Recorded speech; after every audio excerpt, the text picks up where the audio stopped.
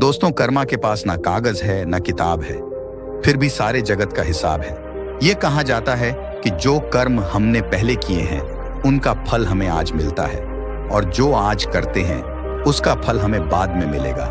किसी ने सच ही कहा है, दूसरों के साथ किया हुआ छल बर्बादी के सारे रास्ते खोल देता है। अगर आप किसी के साथ बुरा करते हैं तो आपके साथ भी बुरा ही होगा।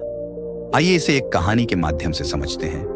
ले दोस्तों, आज की बौद्ध कहानी को शुरू करते हैं। पर दोस्तों, वीडियो शुरू करने से पहले यदि आप भी भगवान गौतम बुद्ध के सच्चे भक्त थे तो इस वीडियो को लाइक करके हमारे चैनल नरवाल मोटिवेशनल को सब्सक्राइब कर देना, और साथ ही में कमेंट बॉक्स में नमो बुद्धाय जरूर लिख कर जाना।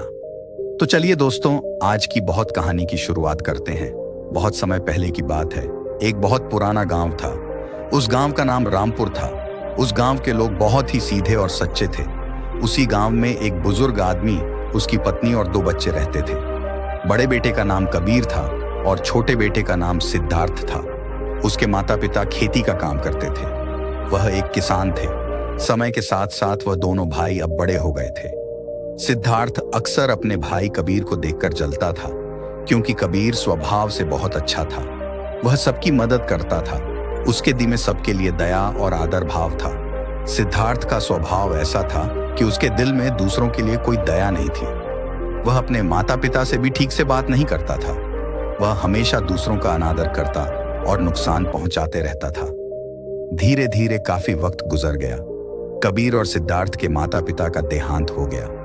उसके माँ बाप इस दुनिया में नहीं रहे। कबीर उस वक्त घर पर नहीं था, वह दूसरे शहर गया था। जैसे ही उसको इस बात का पता लगा, वह सब काम छोड़कर दौड़ता हुआ अपने घर पहुंचा। कबीर को विश्वास नहीं हो रहा था कि उसके माता पिता अब इस दुनिया में नहीं रहे। कबीर और सिद्धार्थ ने उनका अंतिम संस्कार किया। वह बहुत दुखी था। वह उनसे बहुत प्रेम करता था। उसने गांव वालों को भोजन के लिए आमंत्रित किया और ब्राह्मणों को दान दक्षिणा देकर विदा किया। अब कबीर और सिद्धार्थ दोनों अकेले रहते थे। धीरे धीरे वक्त गुजरता गया। वह हर साल अपने माता पिता की बरसी पर ब्राह्मणों को भोजन कराता और दान देता। ये सब चीजें सिद्धार्थ को पसंद नहीं आती थीं। वह कबीर से बहुत ईर्ष्या करता था और वह कबीर से जलते रहता था। उस राज्य का राजा बहुत अच्छा था। वह राजा सबकी मदद भी किया करता था। इसीलिए एक बार अपने माता पिता की बरसी पर कबीर ने अपने राज्य के राजा को आदर सत्कार के साथ अपने घर बुलाया और राजा के सामने ब्राह्मणों और उसके सगे संबंधियों को खाना खिलाया। ब्राह्मणों को दान भी दिया ताकि उसके माता पिता स्वर्ग में अच्छे से खुश रह सके। सिद्धार्थ वहां खड़ा था। राजा भोजन करने के बाद सिद्धार्थ के पास गए। सिद्धार्थ ने राजा को प्रणाम किया। तभी राजा ने सिद्धार्थ से पूछा, तुम्हारा भाई तुम्हारे माता पिता के लिए इतना कुछ करता है, तुम ऐसा क्यों नहीं करते हो? आखिर वह तुम्हारे भी माता पिता थे। क्या तुम्हें यह समझ नहीं आता कि तुम भी अपने माता पिता के लिए कुछ कर सकते हो? सिद्धार्थ ने राजा से कुछ नहीं कहा और चुपचाप वहां से चला गया। सिद्धार्थ को गुस्सा आ रहा था क्योंकि राजा ने उसकी बेइज्जती की, क्योंकि कबीर अब सबकी नजरों में अच्छा बन गया था। राजा ने भी उसकी तारीफ की थी और सिद्धार्थ सिर्फ चुपचाप देख रहा था। उसे यह सब देखा नहीं जा रहा था और वह कबीर से अपने अपमान का बदला लेने का सोच रहा था। 1-2 महीने बीत जाने के बाद एक रात सिद्धार्थ योजना बनाता है कि उसे कैसे भी करके रास्ते से हटाना होगा। अगले दिन सिद्धार्थ ढोंग करना शुरू करता है। नगर के सामने जोर जोर से चीखने लगता है और यह दिखावा करता है कि उसके माता पिता के गुजर जाने के बाद वह बहुत अकेला हो गया है और खी है, और सब लोगों से कहता है कि मेरे माँ बाप मेरे सपने में आए थे, वह स्वर्ग में खुश नहीं है। वह कह रहे थे कि कोई वहां जाकर उन्हें खाना बनाकर खिलाए, उनकी सेवा करे, वह तभी खुश रहेंगे। उन्होंने मुझसे कल रात सपने में कहा था कि मेरे भाई कबीर को मेरे पास भेज दो, वह उनकी बहुत सेवा करता है, वह इसके साथ बहुत खुश रहेंगे, तभी उनकी आत्मा को शांति मिलेगी। उन्होंने ऐसा कहा मुझसे। यह मामले की बात राजा तक पहुंच गई और राजा खुद वहां आता। हे राजा ने ज्यादा सोचा नहीं। उसे लगा कि सिद्धार्थ सच कह रहा है और कहते हैं, यह तो अच्छी बात है। कबीर को अपने माता पिता की सेवा करने का मौका मिल रहा है, और मिले क्यों ना, इतने साल से जो पुण्य कर रहा है। राजा कहते हैं, लेकिन इसके लिए तो कबीर को मरना पड़ेगा। कबीर यह सब देख रहा था। कबीर को यह सब समझ आ गया था कि यह सब केवल उसे फंसाने की चाल है, क्योंकि उसका भाई उससे नफरत करता है। लेकिन वह फिर भी सब लोगों से कहता है, चलो ठीक है, इस बहाने में अपने माता पिता की सेवा करता हूँ। वह राजा से कहता है, महाराज, आप अगले दिन नदी किनारे एक नाव का बंदोबस्त कराए। मैं नाव से कूदकर नदी में अपनी जान दे दूंगा और फिर स्वर्ग में जाकर अपने माँ बाप की सेवा करूंगा। राजा ने कहा, ठीक है। अगले दिन इन सभी चीजों की व्यवस्था कर दिया जाएगा और उसने मरने के लिए तैयारी करना शुरू कर दी। सिद्धार्थ यह सब देखकर मन ही मन बहुत खुश था। अगले दिन कबीर ने जैसा राजा से कहा था, उसके मुताबिक राजे ने नदी के किनारे एक नाव का बंदोबस्त कर दिया जा रहा और सारे गांव वाले भी वहां आ गए थे। कबीर आखिरी बार उस गांव और सब लोगों को देखता है, फिर नदी में कूद जाता है और सारे गांव वालों को पता चल जाता है कि कबीर अब इस दुनिया में नहीं है। अब वह स्वर्ग की ओर चला गया है।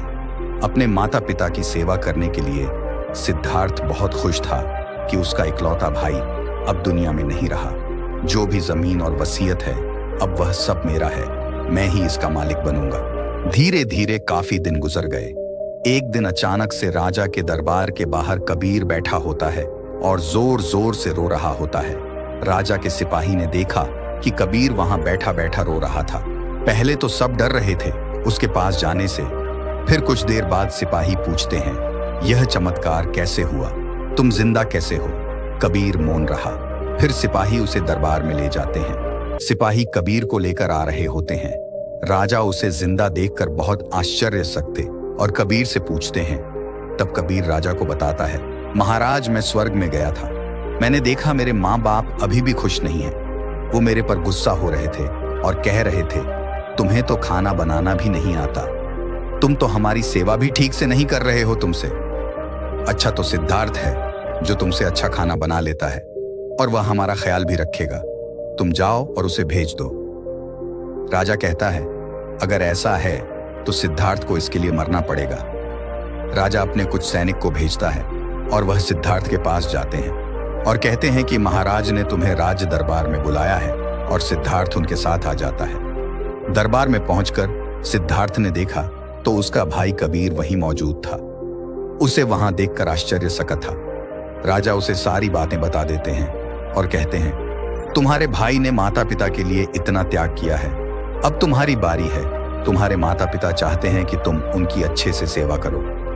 राजा उससे कहते हैं, क्या तुम उनके लिए ऐसा कुछ नहीं कर सकते? सिद्धार्थ अगर कुछ बोलता तो उसकी योजना के बारे पता चल जाता। इसीलिए सिद्धार्थ को ना चाहते हुए भी यह सब करना पड़ता है। अगले दिन फिर से सारी तैयारी किया जाता है। कुछ देर बाद सिद्धार्थ घर आ जाता है और सोचता है, मैं वहां जाऊंगा ही नहीं। अगर मैंने ऐसा किया तो वह सच में मुझे मार ही देंगे। आज रात को ही मैं गांव छोड़कर कहीं चला जाऊंगा। दूसरी तरफ कबीर ने राजा को सारा सच बताया। असल में वह जिंदा कैसे बचा था, उसने पहले ही मछुआरे से बात कर ली थी। जब कबीर नदी में कूदा तो थोड़ी ही देर बाद मछुआरे ने उसकी जान बचा ली थी, जिससे उसकी जान बची और वह 1 महीने तक नगर से दूर रहा था और किसी को भी नहीं पता चला कि वह जिंदा है। फिर सही समय पर राज्य में लौट आया। वह यह सब सिर्फ इसलिए किया क्योंकि वह उसके भाई सिद्धार्थ को एक सबक सिखाना चाहता था। इधर सिद्धार्थ शहर छोड़कर जाने की योजना बना चुका था। अपने योजना के अनुसार वह रात के अंधेरे में ही घर छोड़कर भाग जाता है। वह घर छोड़कर कुछ दूर गया ही था कि तभी राजा के कुछ सैनिकों की नजर उस पर पड़ती है और उसे रोकने का प्रयत्न करते हैं। सिद्धार्थ और सैनिकों के बीच हाथापाई और लड़ाई शुरू हो जाती है। सिद्धार्थ को सैनिकों ने पकड़ रखा था। सिद्धार्थ गुस्से में आकर एक सैनिक के सिर पर एक लकड़ी से मारता है। सिर पर चोट लगने से उसकी वहीं पर मौत हो जाती है।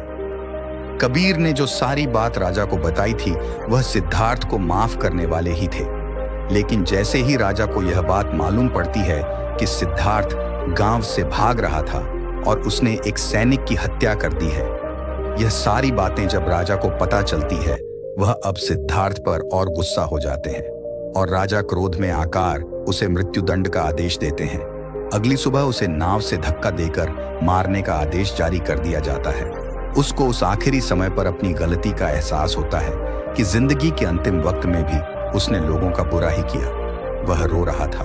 उसे भी अपने जीवन के आखिरी पलों में गलती का एहसास होता है, पर वो कहावत तो आपने सुनी होगी, अब पछताने से क्या होगा जब चिड़ियां चुग गई खेत से। और पछतावे के साथ उसे अपनी जान से हाथ धोना पड़ता है। दोस्तों, कर्मों का फल ऐसा ही होता है, जैसी करनी वैसी भरनी। बुरे इंसान को आखिरी वक्त तक सही और गलत का पहचान नहीं होता। जिंदगी ऐसे ही नहीं चलती। जिंदगी समझने की चीज है, जिसे हर व्यक्ति को समझनी चाहिए।